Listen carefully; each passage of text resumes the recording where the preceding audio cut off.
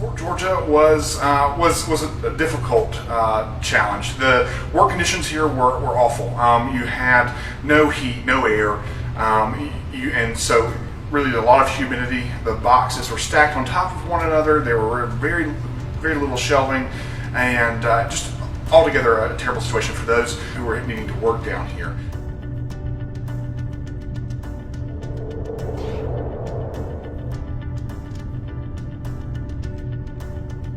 Kind of an unusual situation. We're a nonprofit that holds the cities, counties, and school board records. So we contract with those three government entities to hold their valuable records. We also have a historical archives and a historical museum that we operate. This facility is our third storage facility. It was leased to us in 2011. Before that, it had served as a 911 facility, but was built as a bank vault in 1962, shortly after the Cuban Missile Crisis. Served as a fallout shelter. It's completely underground, 36 inches of concrete all the way around us, an additional 24 inches of dirt above that. So it's about the safest place you can get.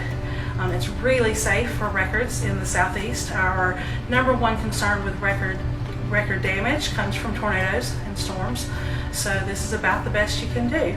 We had about 2,700 boxes here, and no physical control of those boxes at all. So we had no idea of what was here and what was where. So you really just mapped it out all in your head and kind of just knew where to go and what to look at.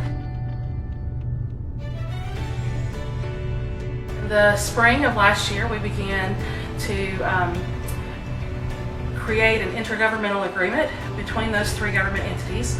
So the school board, the city of LaGrange, and the Troup County government all donated funds to renovate this facility, and this is what we have now. And so once we started working with Patterson Pope, we were excited. Finally, a dream that I've been here for 4 years, and we were just constantly been thinking, we need to do something with the space. Something needs to happen. This is not an ideal space at all. And so once we got with Patterson Pope, we were able to look at the mobile shelving, and we went with mobile instead of static, primarily because of the fact that we wanted to get more in this space.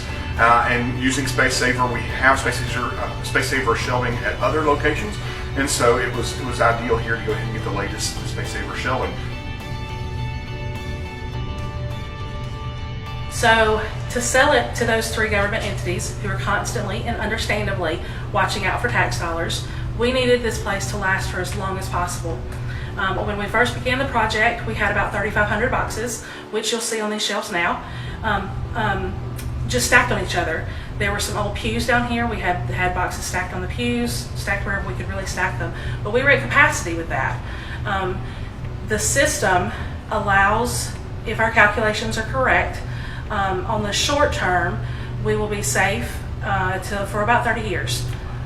If we are careful with retention policies, we think we'll be good for at least 50 years. So, and that may even be longer.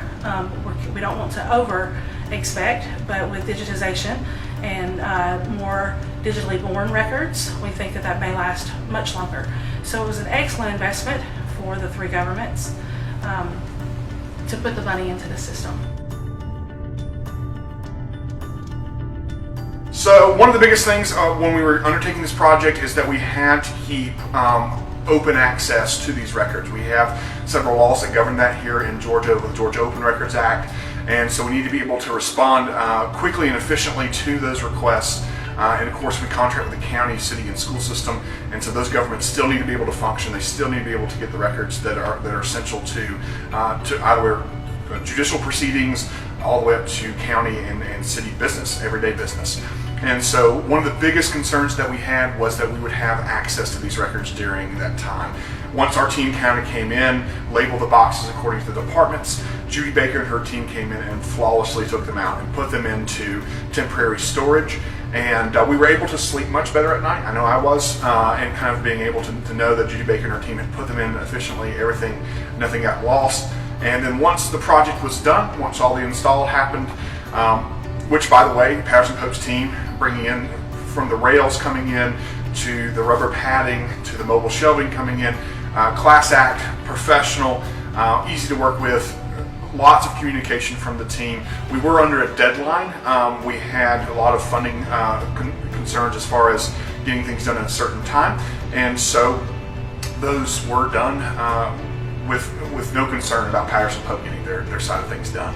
And so when doing that, then once we moved all the boxes back in, Judy Baker and her team brought them in, put them on shelving, really worked with me. I wanted, I think we wanted more space to add on to certain departments, and they were easy to deal with on that.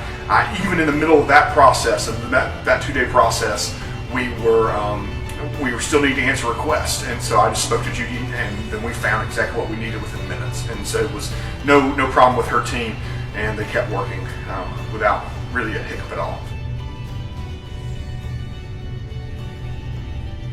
You've got to look beyond your current circumstances. You've really got to look to what it can be. You kind of got to look beyond the fact that you might not have physical control, or that the circumstances of a basement or an attic or wherever they are, that uncontrolled room.